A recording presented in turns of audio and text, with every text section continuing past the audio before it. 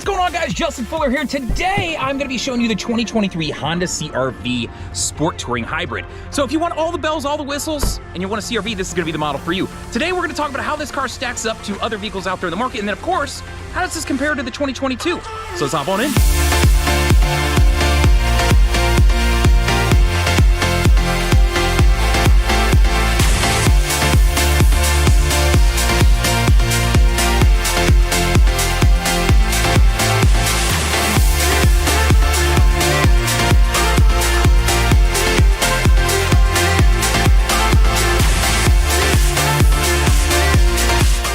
So if you're looking at this car, it's going to be important to know what's underneath the hood and how does it stack up to some of the other CRVs out there, and of course, what's the difference between this and other makes and models out there in the market. So I'm going to pull you on in and show you a couple things. This is a 2-liter hybrid engine, right? So you're looking at 204 horsepower coming out of this. Now, if you're looking at the non-hybrid version, you're looking at a 1.5 liter that's putting out 190 horsepower. So understand those differentiations if you're comparing the two. Now in here, you've got a good amount of space here, not quite as much space in the very back compared to the non-hybrid version of this car, but you do have a lot more stacked in here. You do have easy access to your battery terminals, and then of course all your fluids, right? If you need to get to your oil, your dipstick, any of these things, you've got access to all these funnels and these locations as far as reservoirs. All right, guys, so when it comes to hybrids, I want you to have an understanding and a comparison for how this car stacks up horsepower-wise to other makes and models out there in the market. So I'm going to throw that up on the screen. While that's up on the screen, I just want to remind you once again that, of course, you're looking at 204 horsepower out of the hybrid version of this vehicle. If you're moving to the non-hybrid version, you're looking at 190 horsepower, right? So this is a 2-liter engine. The non-hybrid is a 1.5-liter engine. So after you're taking a look at that comparison, let's talk about miles per gallon. All right, guys, so I'm here at a very important part of this car, and that's miles per gallon, right? We want to talk about gas. What are you going to spend when you pull up to the gas station, right? So this car, being the Sport Touring model, is an all-wheel drive model, gets 40 in the city and 34 on the highway. So if you're looking at a non-hybrid version, you're looking at 28 in the city and 34 on the highway. So highway-wise, it's negligible as far as driving this or the non-hybrid version. However, if you are going to be driving in stop-and-go traffic, there is a significant difference between this vehicle and the non-hybrid version. Now, while we're talking about miles per gallon, I want to do a comparison so you can understand how this vehicle stacks up to other makes and models out there in the world. So I'm going to throw that up on the screen so you can check that out. Once you've checked that out, we'll start talking about cargo space. All right, guys, so here we are at the back of this Honda CRV, and chances are if you're looking at SUV, cargo space is probably going to play an important role to you. So let's hop on in and talk about a couple different things about how this has changed from 2022 to 2023, and of course how it stacks up. So I'm going to pull you around here. So first off, I want to point out differences from 2022 to 2020, right? So 2022, this would have been a much flatter surface that you're going to land right here. Now, whether you're in the non-hybrid or the hybrid version, you're going to get that hump. Secondarily, you used to have these handles you could pull that would throw those seats down. Those no longer exist. So understand that some of these changes have already taken place. Now, back here, I will point out that you can actually lean this back and up. You have way more settings as far as adjusting the back seat. So I can actually recline this pretty well. So understand that that has changed as well. Now, in the back of this car, when you are on hybrid models, typically they come with a tire repair kit. Now, you used to find that piece living underneath here. It's no longer here, but you do have a lot of storage here that you could take advantage of if you wanted to. But I want you to understand where that tire repair kit lives now. So if I pop this piece of plastic off, my tire repair kit is going to live right here. And of course, my favorite funnel that if you don't know much about, I would love to tell you about. So you saw this funnel that I just touched on, and I want to explain what this is. Have you ever run out of gas? I have. It's kind of embarrassing, but it happens. Well, what this is this is capless, right? So you don't have a standard cap that you hold on this. But if I ran out of gas, I need a way to hold this open to pour gas into it, right? Because I don't have the standard, gas carrier or whatever that I might normally have. This will actually hold that valve open so that you can pour gas down into the car to be able to crank it up and get it to your nearest gas station. So if you ever run out of gas, understand that this is kind of an important piece. So guys, if you're at the back of this vehicle, it may be important to you to have a powered tailgate with a programmable height. I want you to understand that you need to be on the EXL or the Sport Touring to get that. Now, in this particular model, you're gonna see this huge sticker on the back, and what it does is it gives me the ability to throw my foot under the car if I have a key with me, and it'll automatically pop this open. Now, if you are looking at the EXL model, you have the powered tailgate, but you don't have that sensor that I just threw my foot on, so I want you to understand those differences. Now, as far as setting that height, very easy. All I gotta do is get this, the door to whatever height I want, press and hold and wait for the double beep. Once I get the double beep, Now it's set to that height. All right, guys, so there's two different dimensions that I want to talk to you about here. First is with these seats flipped up. You have 39.3 cubic feet of cargo space in the back of this car. Now, if you're looking at a 2022 model, you're giving up a couple feet. So not huge, but understand that there is a discrepancy difference between the 2022 and the 2023. Now, when you flip these seats down, right, and you're moving back all the way to this seat, you have 76.5 cubic feet of cargo space in this vehicle, which is negligible. I want to say it's within inches of what it was in the previous year. I'll throw up the dimensions on the screen so that you can see what that is. So I want you to understand 2022 to 2023, there are some changes as far as the cargo space goes in the back end of this vehicle. Now that we've discussed that, I want to talk to you about how other makes and models out there stack up against this car. So I'm going to throw a comparison up on the screen so you can see first the 39.3, right, with the seats up, just looking from here back to you. How does that stack up to other makes and models in the world, right? Now, after that, then we're going to talk about that other space, which is flipping these seats down. Now let's talk about that 76.5 cubic feet of space. So I want to throw a comparison up on the screen so you can see how this car stacks up to other makes and models out there in the market. After that, we're going to jump to the second row. We'll talk about some of the ergonomics, different things that have changed, and then of course, leg space. All right, guys, before we go any further into this review, I want to do something that I think is very important that a lot of people struggle with when they're car shopping, and that's get an understanding for trim level differences and pricing differences. So we're in the top end model list, right? So there's not a model above it, but there are models below it. So in this vehicle, we're in the Sport Touring Hybrid, right? So we're at the very top end right now. Below this, you're going to have an EXL. That EXL is a non-hybrid vehicle. Below that, as far as pricing wise is how I'm dropping, you have a Sport Hybrid Touring. So if you're looking at a hybrid, there's only two versions of this car. This one, the Sport Touring, and then this Sport, right? So what I want you to understand is, of course, this car, that 40 grand mark, right? But if you drop down to that EXL, right? First off, I want you to understand, hey, if I drop down to the EXL, one, how much money am I going to save? And two, show me a list of the features I'm giving up. What am I giving up? I already understand that I'll be losing the hybrid, so I'll be losing that gas mileage savings, but what are the other items that I'm going to give up as well? So I want you to understand that comparison. So once you've taken a look at that list and that amount of money that you're going to be saving, now I want to do a second comparison. I want you to understand if you're strictly looking at the hybrids, right, you may go, well, I'm not going to look, if I drop down, I'm not going down to the EXL, I'm going down to the Sport Hybrid, right? So now I want to do a second comparison. I want you to understand that if I go from this model down to the Sport Hybrid, right, my entry-level hybrid for this, because there's only two, one, how much money am I going to save, and what is that list of items that I'm going to give up, right? Understanding, hey, am I willing to give up these and save this amount of money to get a more affordable hybrid, or is it worth it to spend the money and get those items that are on that list? So once you've taken a look at that, let's continue on.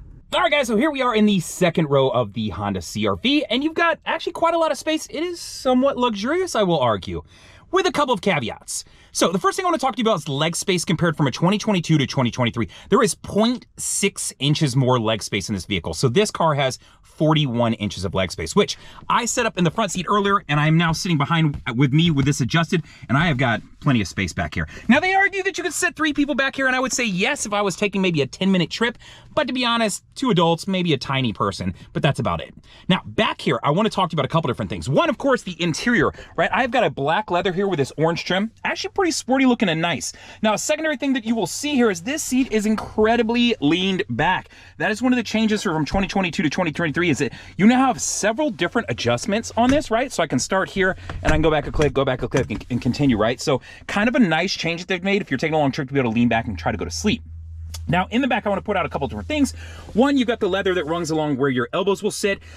They've done this in every single trim level. I'm not a huge fan of this like kind of shiny plastic. I think it looks a little bit cheap, but nonetheless, it's just a change. You've got speakers.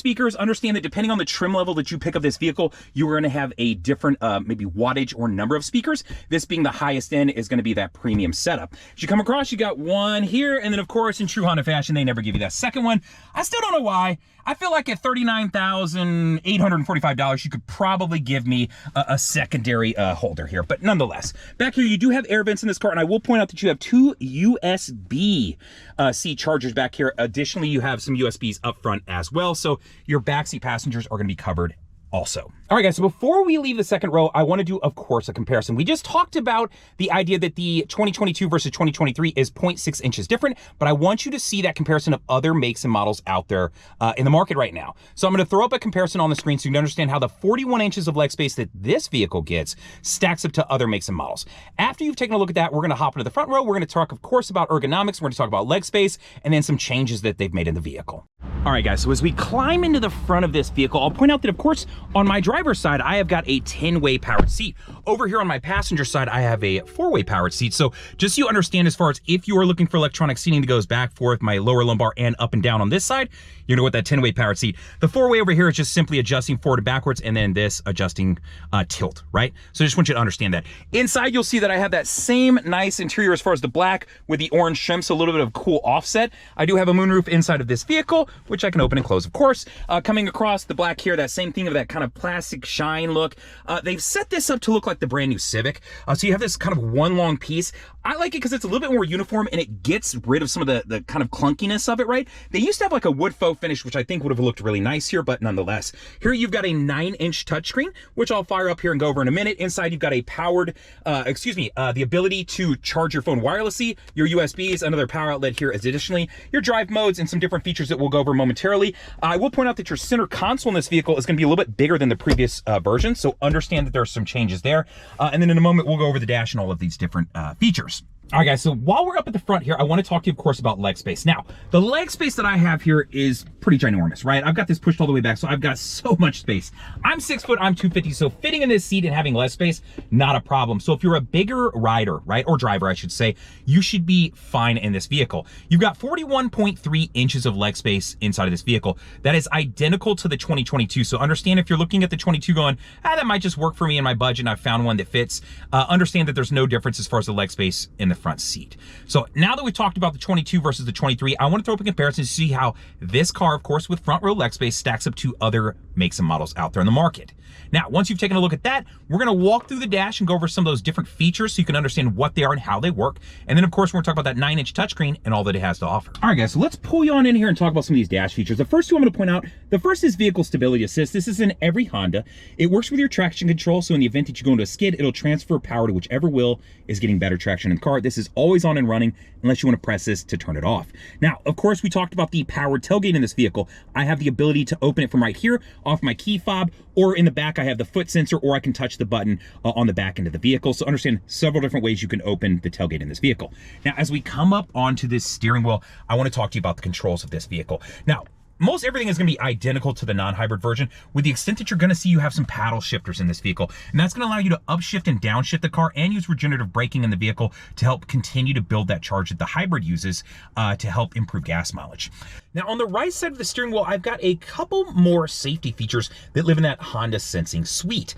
So when you're driving down the road, there are going to be two different features on here. The first being lane keep assist, which is this button right here. So I can press this button and you're going to see a picture of a steering wheel with some lines on it. What it's going to then start doing is this camera up here is going to start actively looking for the lines on the road. Once it picks up those lines, you'll see it. It'll appear solid there. You'll see some solid lines that are a little bit bigger. And then if I start to drift a little bit to the left or the right, the car will actually pull me and keep me centered in that lane. So I can overpower, right? I can easily just move out of the lane if something comes up. But what it's designed for is in the event that I get distracted, I don't accidentally drift into a different lane and potentially cause an accident, right? So a really cool feature to have, and understand that it uses that camera up there to detect lines. Now, the secondary feature is going to be adaptive cruise control. Now, understand that you have adaptive cruise control and a standard cruise control. If I'm using the adaptive cruise control, I'm going to get up to the speed I want, and then I'm going to press this button, right, to set my speed. Now, from there, I can then press this button to create distance between me and the car in front of me as it holds my speed. So what I mean by that is when I press this, you're going to see some boxes appear here. Now, the more boxes, the more space it's going to keep. So let's say we're going down the ride, I set it at 65, and the car in front of me slows down to 55. Instead of me having to turn this off and then turn it back on or reset the things, what it'll do is that designated spacing I pick, it'll keep that and just slow my car down. Now, once I've gotten around and outside past that car, it'll take me back up to the designated speed that I have picked. So that's what adaptive cruise control is. Now, if you just want a classic cruise control, you can press and hold this button. You'll hear a beep and it'll say cruise mode selected over here. And now it's just classic cruise. And if I want to switch back, press it again and hold. And then you'll see ACC mode, which is adaptive cruise control selected, right? So understand that you have two different Honda Sensing features over here that you can take advantage of as well. All right, guys, so let's talk about this 9-inch touchscreen that you're seeing here and kind of what it has to offer. The first things I like to point out is that over the years, there's been a lot of complaints about Honda touchscreens and kind of what they've had and didn't have. So they've kind of figured this out and kind of finally honed this in that, yes, you do have a volume knob you can reach and grab for. You can, of course, control the volume off the steering wheel as well. But if you want to reach over and just grab something classic, you can. There's a home button that'll always take you back back to this, and then a back button to get you out of any menu that you're in. So under the stand, you have some actual physical buttons, and then you've got a lot of touchscreen buttons. Now, if you want to adjust, change, move any of these buttons, anything that's down here, understand all you got to do is press and hold, and this will bring you to kind of their customizable mode and give you tips and different things to where you can start moving stuff around, right? So if I wanted this button to be here, maybe I wanted Android Auto to be one of my shortcuts, I can absolutely do this, right? So understand that once you're done, all you got to do, press done, it'll now hold those, right? So very easy to customize and set this up from just button movements, because you've got a lot of different, you know, I've got 3 different pages of buttons here that I can play with. Now let's talk about that. Navigation wise, I mentioned it earlier, you have built-in navigation inside of this vehicle in this particular model. So understand your navigation is set up through Garmin as far as this vehicle goes. I mean, it's navigation, it works. Garmin knows what they're doing, but if I'm being honest, I'm more a fan of using Apple, you know, like using CarPlay, right? I want to use CarPlay or Android Auto and have, you know, Google Maps, or I want to use Waze. Maybe you're an Apple Maps person. I think there's a couple of you still out there. I don't know who's actually using that. So understand that. Bluetooth audio, once I've connected up the phone via Bluetooth, I can then play my tracks and understand that you just have to connect the vehicle, your phone to the vehicle. Now I've connected mine via Android Auto because I'm going to show you how that works here in a moment, but understand that you can take advantage of this. The power flow that we talked about earlier in the dash, where I could see what mode it's driving in, this is really nice because I can see whether it's using, you know, the generator, battery, the actual engine, a combination, that hybrid, so you can view this as you drive. It's just kind of cool to understand, especially if you've never owned a hybrid or you just don't understand the technology that well, to be able to visually kind of queue up and see what's going on. Now, Android Auto and Apple CarPlay, I'll come to here in just a second. Phone is as far as accessing your contacts, placing phone calls, all of that. Know that you can take advantage of that right from here. I can go through all this and do these different things. So every car has this at this point. As of 2013, I want to say that was standard in a lot of vehicles. Sirius XM, you get 90 days of Sirius XM in this vehicle, and then afterwards, you would want to talk with those guys as far as continuing the subscription with them. Understand that's 100% negotiable, and you can save a lot of money. And if you already have it, know that you can say you want to cancel and save yourself some money there too. I've played that game multiple times with them. FM, I talked about it earlier, you have FM and AM. Understand that these are not only regular stations, but you have HD stations as well. So there are kind of stations that live in that in-between that you can take advantage of as now. Also, shout out to Kiss FM. I actually used to work for them back in the day, hence my radio voice.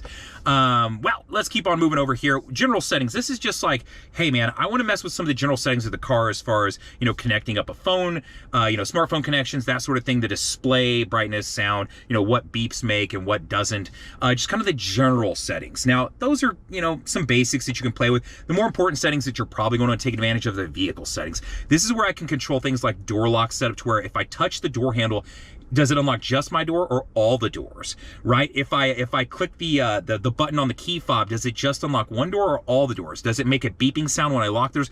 All those different things are going to be right here. Now, I have made a tips and tricks video on a 2022. If you want to check that out, I'll actually throw a link up on the screen, and it will be down in the description. So understand you can take advantage of that. Some different ways you can customize this vehicle. I will be making a 2023 version shortly, but if we're being honest, it's going to be the exact same because a lot of these settings have not changed. So understand that as far as 2022 to 2023, all of this is going to be identical. Even this layout, this dash, everything that you're going to see here. So inside of here, understand that you have some kind of customizable things that you change. They've cleaned this up. They did it in 2022 to where it makes a little bit more sense as far as getting through those different options. So not hard to do. I like that they've done this. I wish the entire settings was like this to make it just a little bit clean and easier for the standard user. Right now, as we keep coming across here, trip computer, if you want to see how many miles on this tank of gas, your range, what your average trips were, trip A, trip B, all that, very easy to access. You can see all that over in the dash as well. I'm going to jump back over here again. USB, understand that you could add a bunch of music to a USB and plug it in and be able to listen to that music off of it. As of a couple years ago, you could even separate that music into folders and be able to kind of jump through those folders, which you previously could not do. So I really like that. If you have some music that, let's say you're that old school person who still has a bunch of CDs or whatever it is, burn all the CDs on your computer or go find that music, download it, put it on a USB, and you can still listen to those same CDs, just not actually putting a CD into a CD player.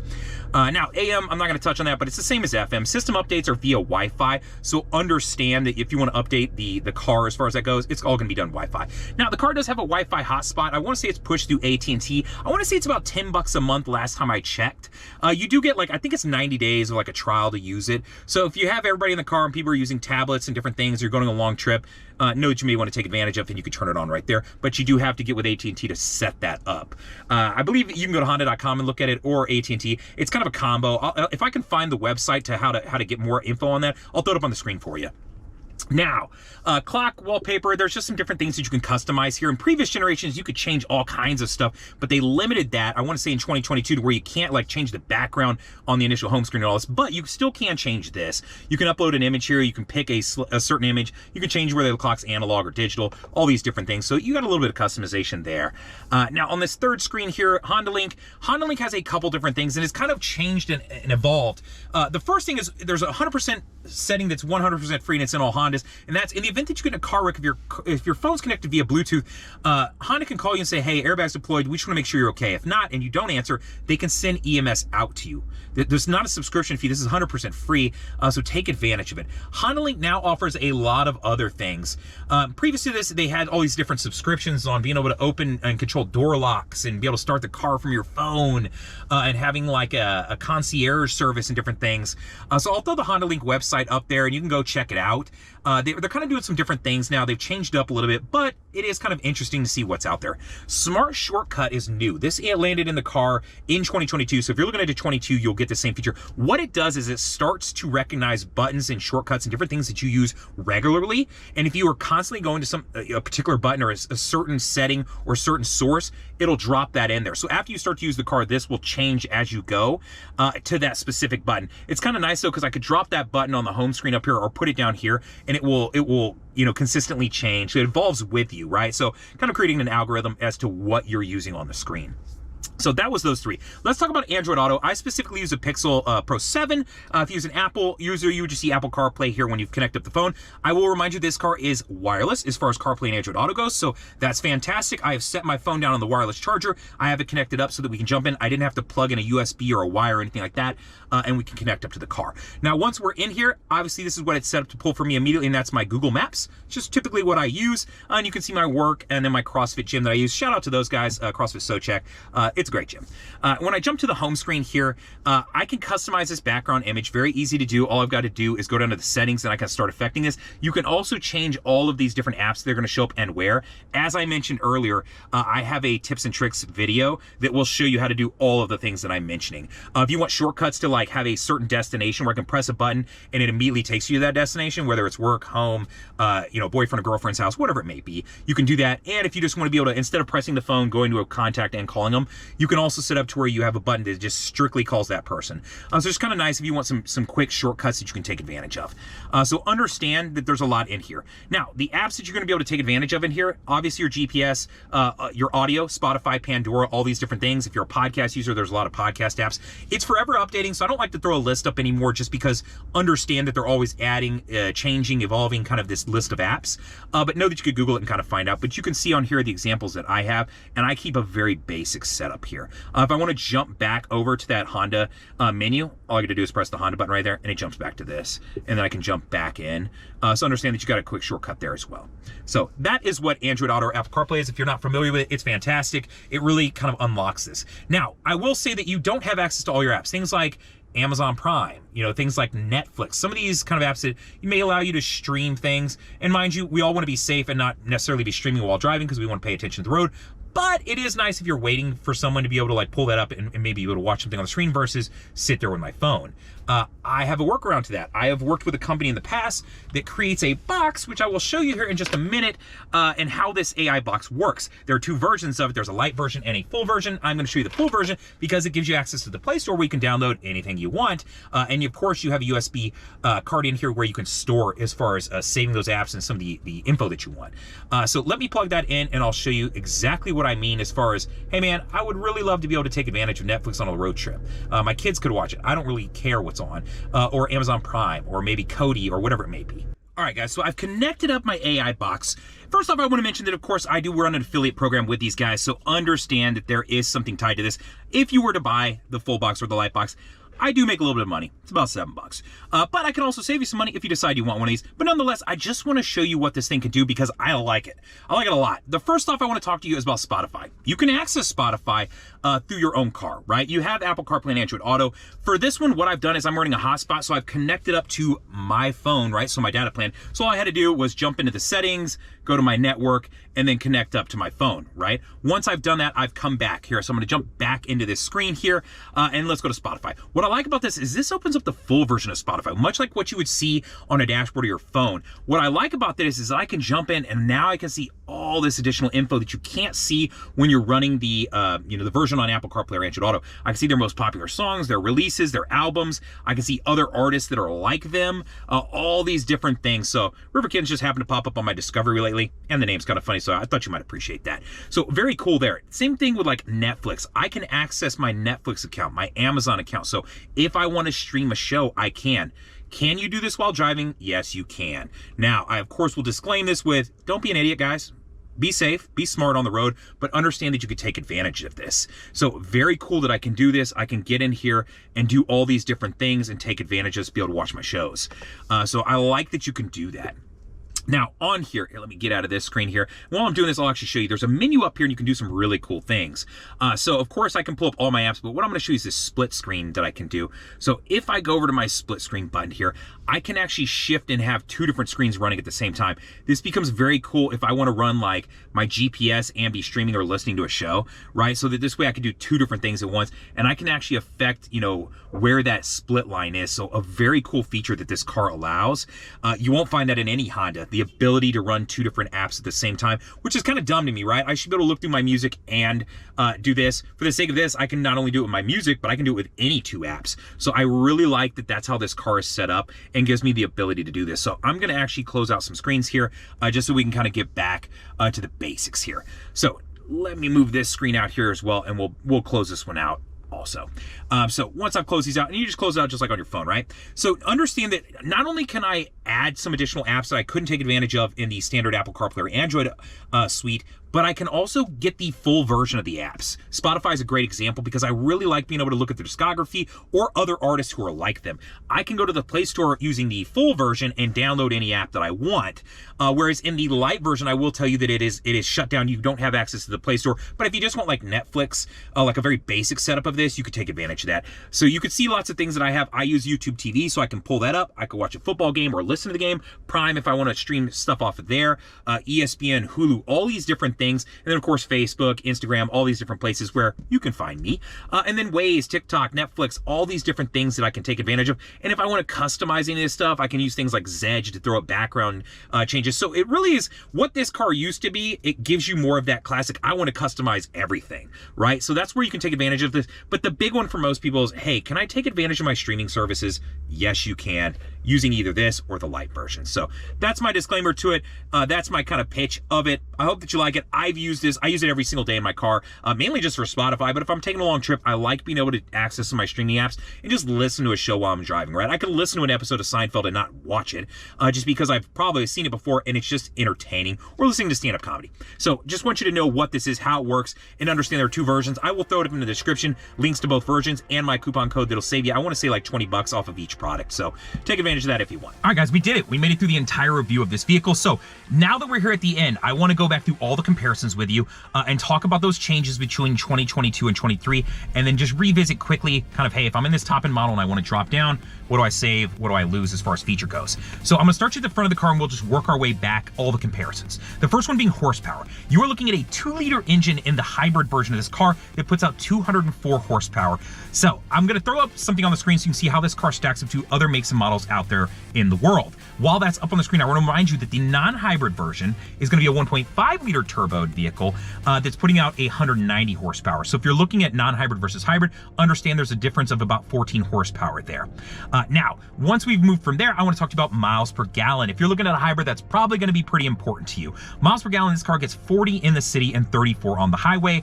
This only comes, the touring model, the top-end model only comes in an all-wheel drive option, right? You don't have two-wheel drive versus four-wheel drive, or excuse me, two-wheel drive versus all-wheel drive like you do in the non-hybrid version, some of the models below it. So understand that. Still, you are getting 40 in the city, whereas in a normal non-hybrid vehicle, you'd be getting 28 in the city. So I'm gonna throw that comparison up on the screen so you see how this car stacks up to other makes and models out there in the world.